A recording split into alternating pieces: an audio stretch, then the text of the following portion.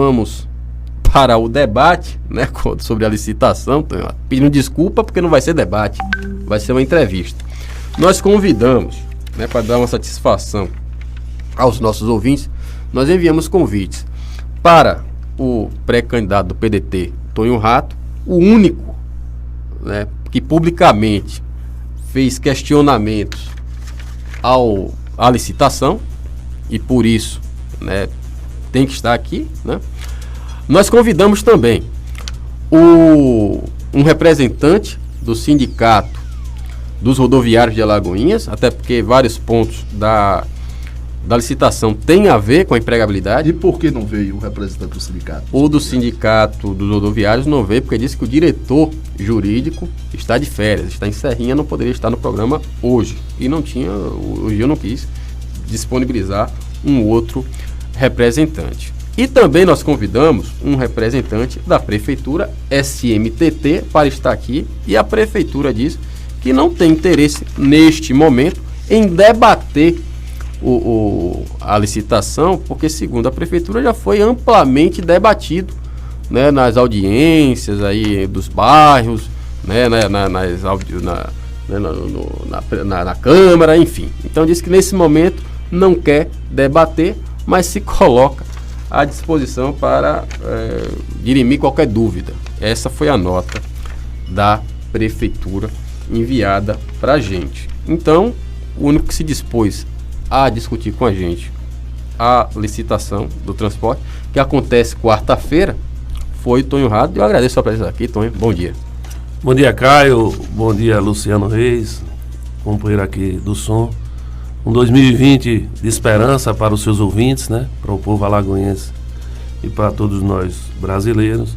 Dizer que estou extremamente feliz, Caio. Ontem lendo a matéria sobre o Carnaval de Salvador, de nosso amigo, de nosso patrimônio, Haroldo Azen. Eu coloco isso de coração. E a gente vê que tem figuras que, como são necessárias pela sua capacidade, pela sua inteligência, de abrir, né? Às vezes a gente se prende muito, Luciano, a questões do dia a dia, como meu irmão fala, né, do buraco da rua, e a gente esquece daquelas questões que são importantes para a sociedade. E ontem o nosso Haroldo dissecou um texto muito importante sobre quem resgatará o carnaval, né? O Brasil afora está trazendo os carnavais de outrora da Bahia, atingindo sucesso, e a terra onde isso tudo nasceu, a gente vê com incapacidade de trazer essas pessoas. Quero dizer aqui a meu amigo Paulo Dias, que pelo pequeno curso que ele me deu, vou tentar me esforçar, foi uma coisa bem espontânea no bate-papo, ele me deu algumas dicas, e mandar um abraço para Paulo Dias, e aclarar a mente dos ouvintes. Eu sempre digo nosso, porque aqui eu tenho como minha casa, aqui eu sou frequentador assíduo, não como pré-candidato, mas como colaborador, e aclarar à população que lá nos idos de 2011, 2012, nós já detectávamos um probleminha no SAAI, que era pequeno naquela época. Alardeamos, o diretor à época, em vez de vestir a sandália da humildade, veio para cima e respondia que era para nós nos preocuparmos com a Petrobras. E depois ficou compactuado que o SAAI funcionava ali pela liminar acertada da Justiça para não cortar o fornecimento de energia, o que traria o caos para a nossa cidade, certo? Logo depois, mais uma vez, Tonho Barreto, Antônio Rato, trazia para essa casa os profissionais dos ônibus da linha rural que atendiam os nossos estudantes. Eram profissionais, Luciano e caro ouvinte, que tinham 4 meses, 5 meses sem receber os vencimentos do trabalho. E logo depois, a CGU detectou o roubo de 29 milhões dos sonhos de nossas crianças e estudantes de Alagoinhas. Também, já no início desse governo, fizemos um alerta em relação à inexigibilidade dos escritórios de advocacia para trabalhar para o governo Joaquim. Todos lembram que isso vai parar na delegacia e foi para a Procuradoria-Geral do Estado, procurador do Estado. E agora trago como uma sugestão, não é uma denúncia, porque eu parto do princípio que toda experiência humana, ela merece o crivo para que possa ser melhorada. Não ser questionado, claro. Não com isso desmerecendo os atores que até então trabalharam nessas ideias, né? Quero aqui agradecer o apoio de Igor, a atenção da Samara, e ontem a Nádia me ligou também, querendo saber os destinos dessa licitação, porque foi muito dito que o ponto de partida do governo aos meus questionamentos era que eu não participei desses debates, e essa casa, mais uma vez, é quem me dá o salvo-conduto. Porque aqui, uma vez questionado por Haroldo, qual era o papel da Samara nesse movimento da questão do ônibus, se era legítimo ou se era politicagem, eu fiz uma defesa enfática que era legítimo, porque a Samara é usuária do transporte coletivo. Sim. E o fato dela ter sido pré-candidata não descaracterizava. Então, Caio, chegando ao edital em si, nós temos, quero deixar também claro aqui, que nada que vá de encontro à probidade e à capacidade do senhor Antônio Alberto, nem do senhor Hilton Ribeiro na confecção e na defesa desse edital. Nada contra, eu, como digo aqui, eu quero sugestionar mudanças que ainda há tempo, todo ato administrativo pode ser revisto, para que se melhore e quebre arestas que esse contrato pode trazer. Então, como eu passei para você... Peraí, só um instantinho, antes da gente continuar, Tonho, só para a gente lembrar os ouvintes que eles podem participar também, dando opinião, fazendo perguntas, questionamentos. O número aqui do programa, 75-3031-2004, 3031-2004. O WhatsApp, quem quer mandar áudio, quem quer fazer comentário também, 75998838975. Estamos também pelo Facebook, né, página do site News em Foco, e também na página da Rádio Web 2 de Julho, e também pelo YouTube, no canal da Rádio 2 de Julho. Está lá o chat ao vivo, você pode também fazer sua pergunta, dar sua opinião sobre o transporte público coletivo e a licitação que ocorre quarta-feira. Mas, Tonho, eu tive a oportunidade de ler, não a fundo, porque são muitos detalhes da licitação, uma licitação um pouco extensa e complexa até. Né? Eu realmente li, reli, mas não me senti satisfeito. E por isso, né, eu digo, bom, se eu não me sinto satisfeito, provavelmente a população também, né, muitos não tiveram acesso a todo o documento. Até, inclusive, é bom a gente dizer aqui, você que quer ter acesso ao documento, para você ir lá no site da prefeitura, você tem que colocar o seu CPF, seu nome completo, para poder baixar o arquivo. Então, há toda uma burocracia para você ter acesso ao documento. Mas tudo bem. Mas tem pontos ali que realmente cabem questionamentos, e por isso eu propus o debate. É uma pena que não tenhamos aqui o representante do Sindicato dos Rodoviários, nem da Prefeitura de Alagoinhas, mas tem alguns pontos, né, que eu gostaria de trazer à baila. Uma delas é com relação à modalidade da licitação, que é técnica, melhor técnica e preço. Bom, você acha que realmente essa modalidade é a modalidade propícia, a melhor apropriada para esse tipo de licitação? Se você me permite, cara, fazer uma correção, é melhor técnica e preço fixado, não é preço. É preço fixado. Porque tem uma modalidade que é a que é mais indicada para esse tipo de licitação, que é menor preço. A Alagoinhas optou pela técnica, uma técnica de licitação, que é legal, não é ilegal, mas ela não é aquela mais direcionada àquilo que seja a eficiência. Que no momento a administração também é regida por esse princípio. Por quê, Caio? Para que o ouvinte entenda, a melhor técnica, ela foi criada para que você lance mão dela numa licitação quando você tem, por exemplo, um serviço a ser prestado e o importante não vai ser o preço. Vai ser, por exemplo, deixar bem claro, a reforma da igreja inacabada de Alagoinhas Velhas. Não importa, o cara chega lá, cobrar R$1.000 para fazer aquilo, porque é um pedreiro, e onde a gente sabe que aquilo é um equipamento arquitetônico de Alagoinhas, histórico, e o que vai valer melhor ali é a melhor técnica a ser empregada, porque aquilo ali não vai se medir pelo valor do serviço, e sim pela qualidade. Então, para você ter ideia, Caio, o próprio Tribunal de Contas da União, por exemplo, a licitação dos ônibus escolares do governo da época de Paulo César não poderia ter sido feita pela melhor técnica. Por quê? Porque o Tribunal de Contas a Advocacia Geral da União já proíbe esse tipo de coisa, esse tipo de técnica, para lançar licitação para contrato de ônibus. Está aqui um acórdão 2118 de 2008, do plenário do Tribunal de Contas da União.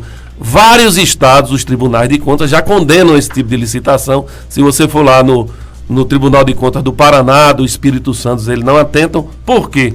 Porque não é a melhor técnica. Prestação de serviço de ônibus coletivo é uma técnica comum. É você ter o ônibus, ter capacidade de administrar, claro, mas não é uma coisa que fique na mão, muito presa ao intelecto de quem vai prestar o serviço.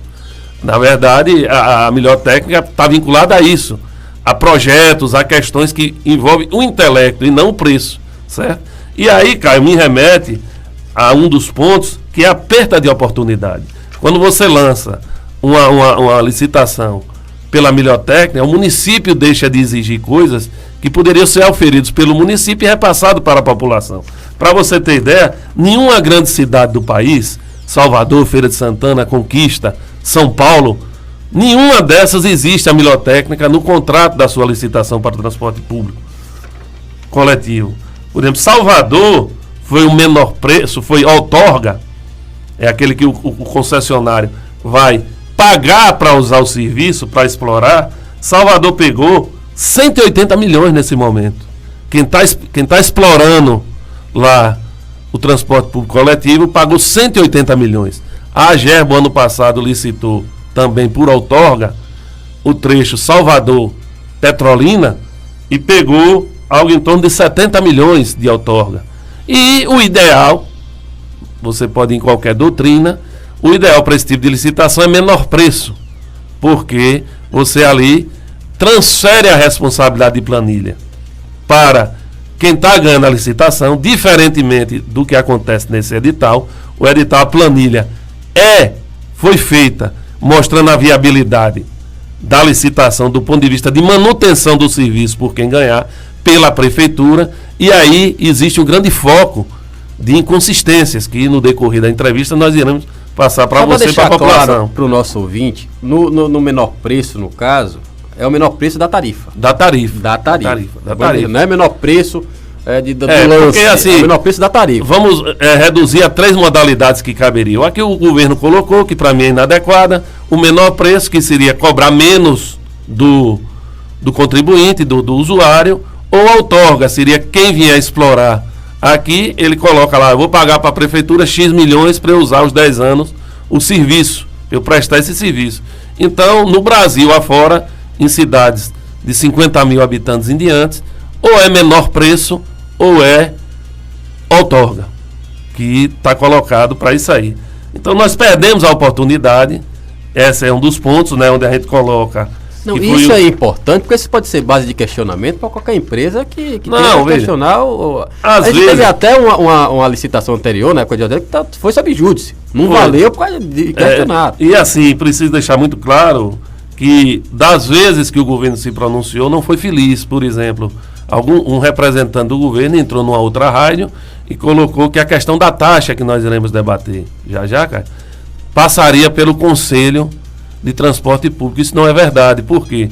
Porque a boa doutrina diz que o edital amarra, condiciona, vincula a licitação vincula o contrato, e o contrato vincula a administração pública.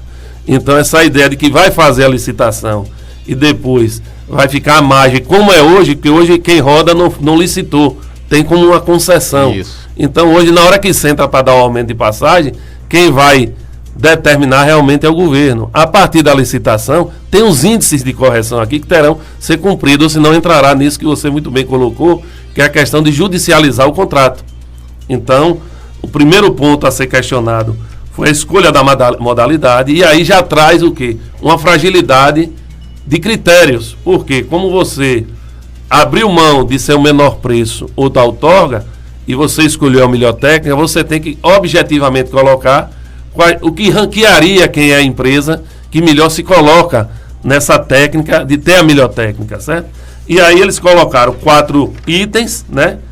Que era absorver mão de obra local.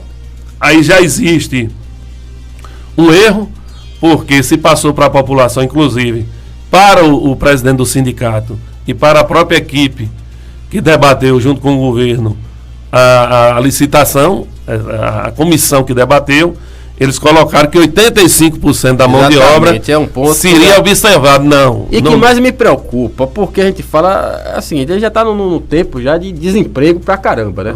No Brasil todo, em Alagoinhas não é diferente. Inclusive surgiu aí uma matéria de que Alagoinhas foi uma das que mais gerou nos últimos 10 anos, foi o governo que mais gerou emprego aqui na cidade. Muita gente questionou nas redes sociais isso aí. Disse, sim, e eu? Tô desempregado. Cadê meu emprego? Tem muita gente desempregada.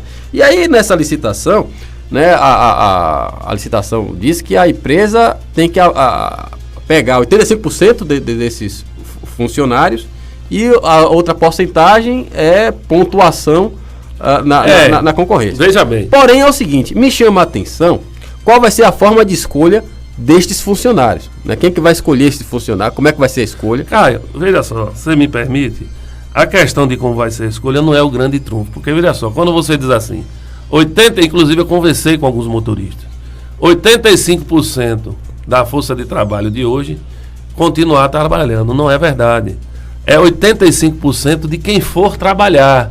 E é preciso deixar bem claro para o ouvinte que haverá uma redução de 15 ônibus rodando na cidade. E de acordo com a própria planilha que foi colocada no edital, cada ônibus emprega 4,8 pessoas, porque são 2 motoristas, 2 cobradores e 0,8 alguém vinculado ou à área administrativa ou à área de manutenção. É mecânico. Então, quando você diminui 15 ônibus e multiplica por 4,8, salvo menor juízo, dá 72 pessoas demitidas. Esse é um ponto que é preciso aclarar, principalmente os meninos da comissão, o pessoal da comissão, não tinha esse entendimento. Eu fiz crer ao Igor que não vai manter 85% de quem está trabalhando. Você já vai diminuir 70%. E o pior, Caio, essa manutenção, essa redução, é um dos esteios do estudo que foi feito para mostrar que o processo é viável. Porque no primeiro momento diminui de 77 para 62 e no segundo momento diminui para 60. Não, já na integração a prefeitura já sinalizava com essa questão da diminuição da frota. Vocês imaginem que o estudo que foi feito e apresentado, eles reduzem mês a ordem de 69 mil quilômetros rodados a menos. O que é que eles estão tentando mostrar a quem vem concorrer na licitação? Que o mesmo preço que está hoje aí é viável, porque haverá redução de quilômetros rodados. Haverá redução de investimentos, porque você vai diminuir... De custeio. De custeio de investimento, porque quando você vai investir menos 15 ônibus, não é qualquer coisa. Certo? Essa é uma inconsistência que a gente poderia melhorar. Por quê? Porque isso não precisaria ser critério de concorrência. Isso poderia ser exigência. Até mesmo porque nenhum dono de ônibus, de empresa de ônibus, vai deixar de contratar aquele motorista, aquele cobrador que está aí 8, 10 anos, porque se está, é porque presta um bom serviço às suas empresas, já conhecem as linhas, ele não iria trazer ninguém de Catu ou de São Paulo para dirigir ônibus aqui. Então isso poderia estar muito bem colocado como exigência da licitação. Eu exijo 100% de quem for trabalhar, 95%, 90%, que seja de quem já está aí, para não impactar o desemprego de quem está trabalhando. Esse seria um ponto para se colocar como exigente. O segundo ponto chama a atenção, e aí já desperta um pouco o entendimento de algum direcionamento, porque é o prazo inicial de operação. Ora, se você tem uma população que, se você fizer uma pesquisa, existe uma queixa gritante em relação à qualidade do serviço que hoje é prestado, por que você permitir esse povo que sofra mais 180 dias para que a empresa entre para funcionar? Isso poderia ser objetivo também, Caio, de exigência e não de ranking para se classificar. Quem ganhar pode ir até 180 dias implementar. Você poderia, eu creio que em 90 dias é um prazo razoável, tá entendendo? A terceira é a idade média da frota. Mais uma vez, a gente poderia, sem adicionar nenhum custo à prefeitura, somente humildade para mudar esse edital, onde você coloca lá 20% de ônibus novos, aí você poderia botar, Caio, sem ranquear, por exemplo, o máximo é 20%. Se o cara quiser botar 50%, ele vai ter mesma pontuação de quem colocar 20%. Quer dizer, não há um incentivo. Não há um incentivo que se coloca. Então parece que é uma forma de atrair alguém que quer vir com uma certa proteção nesse sentido, de não correr o risco de botar 20 e o outro botar 21 e ganhar ponto. Cala a boca para a população. Vamos dar 20% aí, uma exigência, tá entendendo? Até mesmo porque quando você coloca 20, no outro lado, na outra ponta da frota, você alonga os ônibus que podem vir. Porque a exigência é no máximo 7 anos, 10 anos a frota total. Então quando você bota 20% de 20 ônibus, de 62 ônibus, 12 ônibus novos, você abre o leque para se ter 25 com mais de 10 anos de uso. Ou 8 anos de uso, como se diz assim. É uma conta nula quando você vai ver para a população. E aí vem o grande pulo do gato que chamou a atenção. Eu tenho a humildade de consultar aqueles colegas advogados que têm mais experiência, inclusive consegui através de um colega o contato de um grande escritório que só trata disso, talvez o maior escritório. E ele disse, não, isso aí é pai bola, se a gente entrar na justiça a gente derruba. Mas para cliente tem que ser alguém interessado em competir no certame, um empresário. Eu sou um cidadão, eu não tenho interesse, até mesmo porque Alagoinhas não é da agora, não vem do prefeito Joaquim, eu não tenho aqui medo de dizer, mas tem algumas pessoas que trouxeram já da administração Paulo César o vínculo de tempos sombrios, de perseguição, de mandar vistorias naqueles desafetos, ao mesmo tempo de cooptar pessoas que possam apoiar a reeleição do prefeito. São pessoas que na eleição passada se falava que era o novo, aquele assunto que você estava debatendo aqui antes de eu entrar, e que hoje age realmente como coronelzinho, né? Contratando pré-candidatas a vereadora para alugar casa e na outra ponta mandando vistorias em restaurantes de desafetos. Então trabalha aí o novo, o gestor que está atrás de um biru aí, opera dessa forma. E não é uma característica de Joaquim, nem de Sátiro Dias, nem aqui.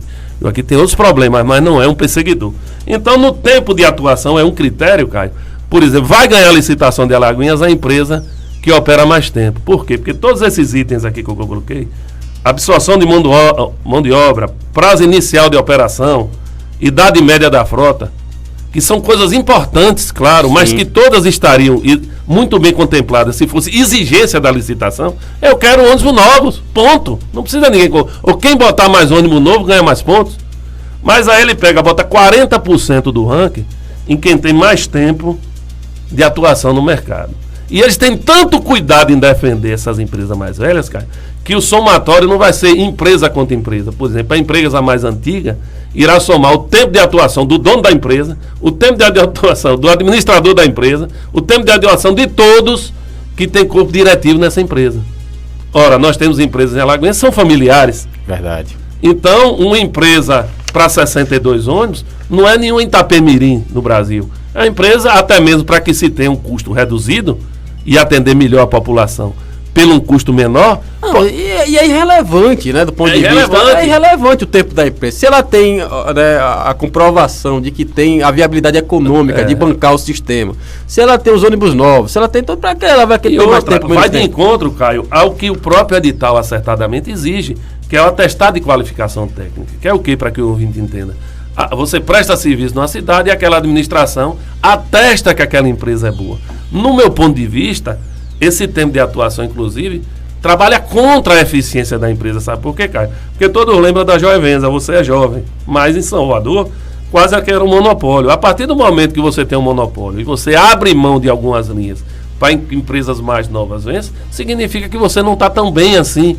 Talvez uma empresa moderna, uma empresa de 10 anos, uma empresa que tem a qualificação técnica. A partir do momento que todas têm, desde que seja qualificação técnica idôneas, elas estão em pé de igualdade. Então esse não vai trazer um ganho à população, porque a empresa é mais antiga em algum lugar.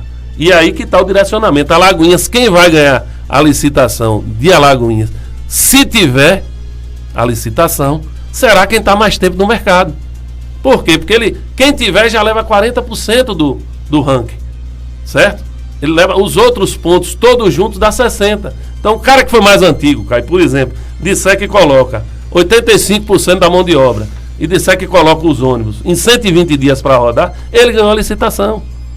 Ele não tem o risco de perder, por exemplo, para alguém que diga, eu vou botar os 60 ônibus novos. Ele não tem o risco de dizer, eu vou botar o Wi-Fi, vou botar ar-condicionado. Uma outra oportunidade que o edital perde. Falha. Por quê? Porque ele coloca que vai se prestar um serviço com conforto. Mas sobre esse serviço aí, nós vamos tratar daqui a pouco para o intervalo, tem que chamar o intervalo, mas a gente vai tratar, porque é outro ponto importante que eu quero tratar justamente sobre isso, né? A questão da tarifa e a prestação de serviço, que é o que interessa para a população. Mas nós vamos ali para um rápido intervalo, já já a gente volta.